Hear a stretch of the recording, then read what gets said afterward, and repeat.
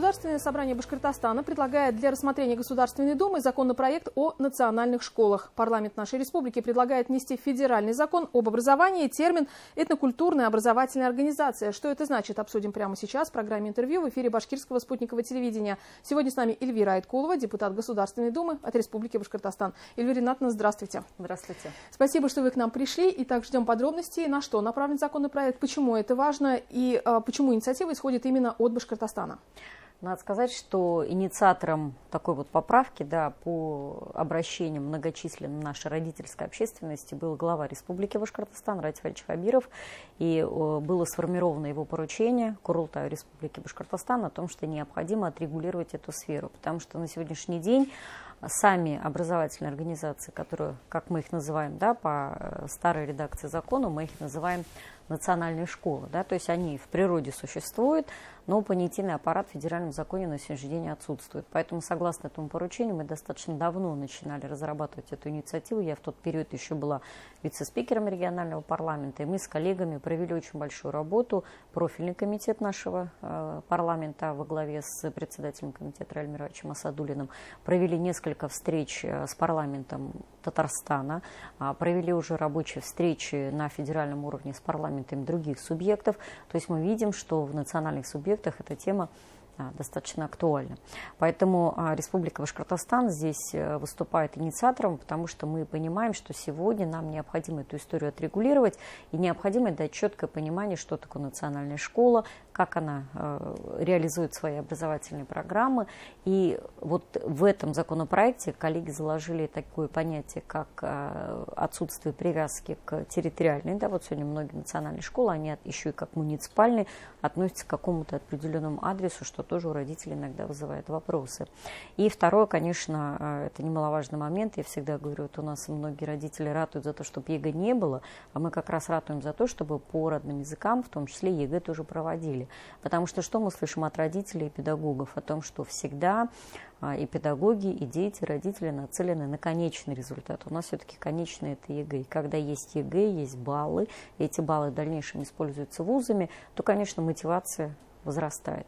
Но уже сегодня мы можем, и здесь мы тоже такие пионеры регион, мы можем уже сегодня говорить о том, что для тех ребят, которые участвуют в региональной олимпиаде по башкирскому языку, выигрывают, уже сейчас есть возможность получить дополнительные баллы при поступлении в наши региональные вузы. То есть это тоже очень хорошая практика.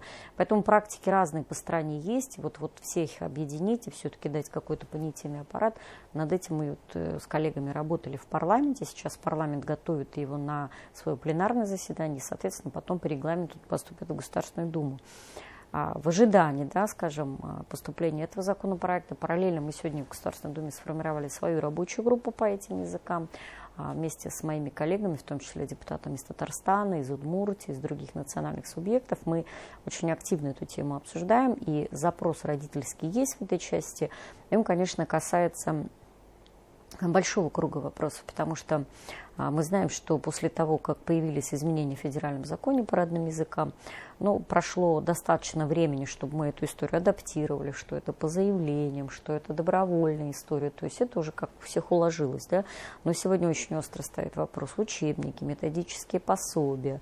И зачастую наши педагоги в школах не всегда различают, особенно что касается родного русского языка. Вот есть русский язык как государственный, как предмет, к которому мы привыкли, и вот есть родной язык. Иногда возникает такая коллизия, когда учителя, допустим, на уроках родного русского языка продолжают тему государственного русского, и, соответственно, те дети, которые выбрали родным языком башкирский, татарский, чувашский, в это время уходят изучать свои родные языки, а оставшаяся часть класса продолжает углубленно изучать русский как государство. На мой взгляд, это нарушение прав ребенка, потому что в это время, то есть какая-то часть из основной программы выпадает. Поэтому вот таких вопросов достаточно много. Поэтому здесь, наверное, наша рабочая группа при Государственной Думе это не только законопроект, который поступит из нашего региона, но по целому ряду вопросов, которые сегодня задают, мы готовим ответы. И еще в марте еще одно событие готовит уже Министерство просвещения, примерные образовательные программы, где мы с коллегами, как эксперты, наблюдаем сокращение количества родных языков, поэтому вот эту тему будем тоже обсуждать, чтобы все-таки вот этот баланс интересов, он был. Потому что мы уже и в Конституции закрепили, президент России делает отдельный акцент, да, что мы должны сохранять родные языки. У нас этот год и материального культурного наследия, язык тоже является частью культурного наследия, поэтому вот в этой части мы будем очень активно работать.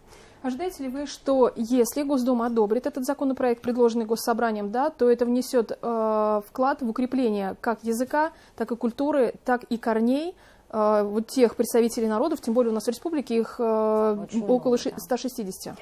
Здесь надо исходить из концепции, потому что когда мы все-таки переходили на добровольность, да, мы говорили о том, что принцип добровольности основывается на том, что у каждого есть это право. И поэтому сегодня, реализуя это право, конечно, родители должны понимать, что это право обеспечено ресурсами, учебниками, педагогами, что это право дальше вот не только школьная программа, но он дальше вот с этими отметками итоговыми может куда-то идти, что это дает какие-то преференции. Поэтому здесь вот такая большая комплексная работа. Но надо сказать, у нас при Министерстве просвещения Российской Федерации, вот так же, как и у нас в республике, сейчас существует управление по национальному образованию, это очень здорово. Потому что, вот еще раз говорю, что достаточно новая статья в законе, ее надо еще вот обвязывать нормативными актами, то есть принимать постановление правительства, чтобы это более точно работало. И поэтому сегодня вот с коллегами Министерства просвещения мы такой достаточно в плотном контакте работаем. Они сделали очень много. То есть они сегодня был период, когда мы говорили, что учебники для национальных субъектов на родных языках субъекты несли расходы, сейчас переключили на федеральный уровень, то есть экспертиза учебников, то есть вот эта история, да, случилась. Сейчас мы очень активно продвигаем вопрос о том, чтобы у нас все-таки был федеральный конкурс учителей родных языков. Вот у нас в республике уже много лет это практикуется, да, учитель родного башкирского, татарского, русского языков, да. Теперь вот это будет федеральная история, это будет очень престижный конкурс. Вот я войду в оргкомитет тоже этого конкурса. Поэтому мы видим, что, конечно, сегодня предпринимаются усилия, чтобы вот поддержать эту историю. Но вот такая вот большая комплексная работа, она начата. И очень важно, чтобы вот в этой работе принимали участие эксперты, которые из национальных субъектов, и вот, ну, что называется, чувствуют нерв, да, то, что сегодня нам надо. Национальные школы и полилингвальные школы, как вы видите, как это работать будет в системе образования? Вот что касается полилингвальных школ, если мы говорим, что национальные школы у нас как бы исторически они существуют, уже достаточно они хорошие практики наработали, у нас есть уже ассоциация, да, таких инновационных школ. Что касается полилингвальных школ, Катя, вот здесь вот тоже достаточно большой пробел, потому что сегодня сам понятийный аппарат полилингвальных школ, он тоже не определен. Здесь тоже большое поле, потому что вот мы с коллегами тоже общались из профильного министерства федерального. Они о чем говорят? Что сегодня каждый субъект в понятие полилингвальный вкладывает какое-то свое значение, да, и то есть и абсолютно разные полилингвальные школы в разных субъектах, а все-таки у нас мы говорим про единую образовательную среду, единое образовательное пространство, поэтому подходы должны быть общие. И вот, на мой взгляд, у нас сегодня в части полилингвального образования мы можем быть такой модельной историей, да, можем быть таким субъектом, который здесь может поделиться практиками. Поэтому мы с коллегами предложили для такой вот площадки обсуждений, в том числе город Уфу, потому что глава нашего региона Радик Хабиров уже поставил эту задачу сделать новые такие инновационные полилингвальные школы. И вот мы видим, уже их несколько уже появилось, да, это и башкирская, и татарская.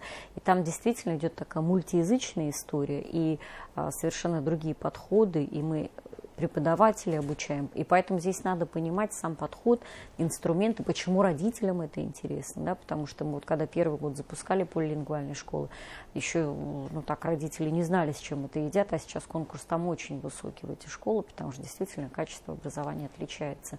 Поэтому здесь тоже наш регион готов стать площадкой, в принципе, наши коллеги заинтересовались, и нам надо вот здесь вот тоже как бы свои позиции закреплять, потому что действительно мы уникальны в чем, то есть если в во многих субъектах под полилингвальными подразумевает, как правило, двуязычные школы. Ну, например, в Татарстане это татаро-русский, там в Чувашии чувашо-русский, да, то есть то в нашей республике это мультиязычный, и вот мы развиваем не только башкирский плюс русский, да, но вот как пример, да, у нас открылся Нефтекамский татарский гимназии, также по другим народам.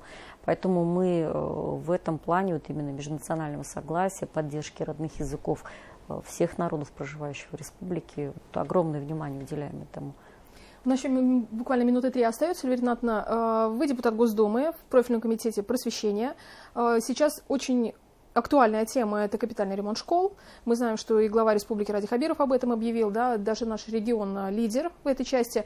Какой эффект ожидаете от этого и как пойдет, как думаете? Катя, вот идет пока вот на данный момент, вот если брать пример нашего региона, очень хорошо, но по стране в целом сложно, потому что мы… Как думаете, почему эта система образования в Башкортостане так развита? Почему у нас, точнее, мы во многом можем быть примером для других?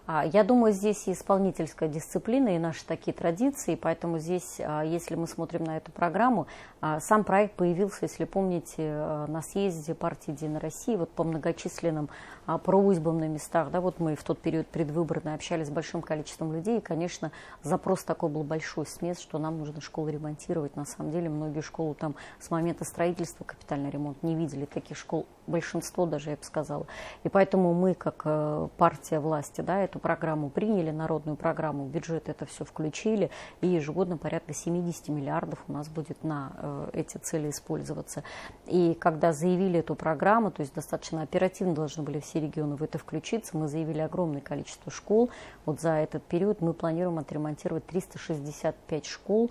Это подавляющий как бы такой процент среди всех субъектов, даже если мы берем. Если мы берем вот по абсолютному числу на ближайшие 2 года, на первом месте идет Дагестан, мы идем на вторым. Но если мы идем, смотрим по количеству объектов, которые уже заявились на торги, которые точно успевают все процедуры пройти, то здесь мы со своими 80 школами в стране на первом месте. А вообще сможет ли страна выдержать те социальные обязательства, которые мы, в общем-то, давали, да? Вот я заявляю, что не только сможем, но и гарантируем, об этом вчера президент России тоже говорил, это что касается социальных выплат, всех тех позиций, которые вошли в народную программу, поэтому вот капитальный ремонт в том объеме, который мы включали в федеральный бюджет в декабре, он в том объеме и останется. И поэтому вот за эти 2 года предстоящие вот эти 80 школ, это более 4 миллиардов мы потратим на эти школы, и очень надеемся, что мы здесь сможем не только по количеству, но и по качеству показать пример, потому что наша задача, каждый депутат закреплен за отдельной школой. И наша задача прокурировать эти объекты. И все-таки, несмотря на рост цен на стройматериал, да, несмотря на то, что придется в очень короткие сроки, да, мы говорим, что большинство школ должно укладываться в каникулярные периоды, да, но чуть длиннее, чем каникулы. Мы думаем, что мы справимся. Конечно, есть школы, где очень большой объем заявлен. Там уже сегодня руководство школ готовит перераспределить потоки, да, перераспределить пункты приема единого государственного экзамена, там, где они располагались. И самое главное здесь, Катя, что мы, объявляя эту программу, ее сделали максимально прозрачной и сделали таким образом, чтобы вокруг этого капитального ремонта объединялась школа, объединялись родители, объединялись сами дети, объединялось педагогическое сообщество, чтобы они совместно обсуждали, а какой мы хотим видеть свою новую школу, условно, какого цвета должны быть стены, а где у нас должны располагаться какие-то там рабочие зоны, где зоны для отдыха. То есть тут есть возможность пообсуждать вот такую вот школу мечты представить, тем более средства на это уже заложены, не просто заложены, они уже доведены до каждого субъекта, поэтому это очень такая большая, красивая история, если мы вот качественно выполним на местах. Думаю, что у нас это получится. И, конечно, здесь очень важно, чтобы в таких школах, обновленных по форме, еще и было новое содержание, чтобы действительно эти школы были таким драйвером развития, чтобы там появились какие-то новые кружки, чтобы появился какой-то, может быть, новый формат там взаимоотношений, в том числе там с родителями, да, Мы вот поэтому закладываем, что эта школа такая должна быть перспективная. И вот в этом году посмотрим, как у нас. Понятно, что первый год он будет достаточно сложный. Как координатор проекта «Культура малой Родины», я помню, как мы первый год запускали наши сельские клубы по федеральной программе, как у нас руководители клубов учились работать с федеральными деньгами. Это тоже такая достаточно серьезная компетенция и требует такой большой подготовки. Поэтому наш директорский корпус, он у нас очень профессиональный, Министерство образования вот тоже ставили его в пример, и правительство наше. Поэтому я думаю, что мы вот уже в этом году увидим результаты этой народной программы, и действительно детям там будет приятно учиться. Спасибо большое, Эльвира Ринатовна. Сегодня гостем программы «Интервью» в эфире Башкирского спутникового телевидения была депутат Государственной Думы от Республики Башкортостан Эльвира Айткулова. И мы говорили о том, как изменится система образования в нашем регионе и в целом в стране. Не переключайтесь, оставайтесь вместе с нами.